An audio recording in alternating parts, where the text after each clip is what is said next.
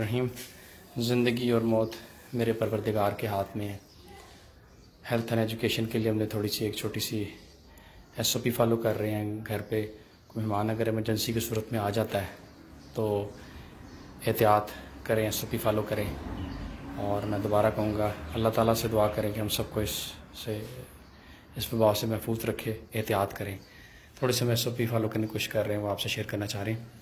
ये हमने बाहर नलका लगवाया है, साबुन से हाथ धो ले जो बंदा बाहर से आए तो यहाँ आकर हाथ धो लें साबुन से।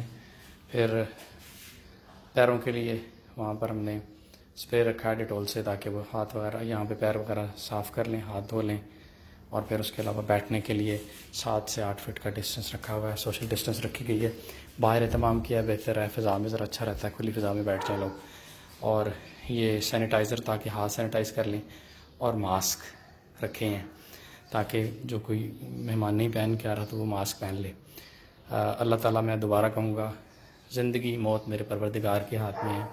हदीस है मेरे नबी की, वबा हो जहाँ हैं आप वहाँ रुक जाएं, एहतियात करें और अल्लाह ताला हम सबको महफूज रखे। आमीन सुम्मा आमीन। या अल्लाह हम पे अपना रहम फरमा। ज़ाकल्लाह। अस्सलाम वालेकुम।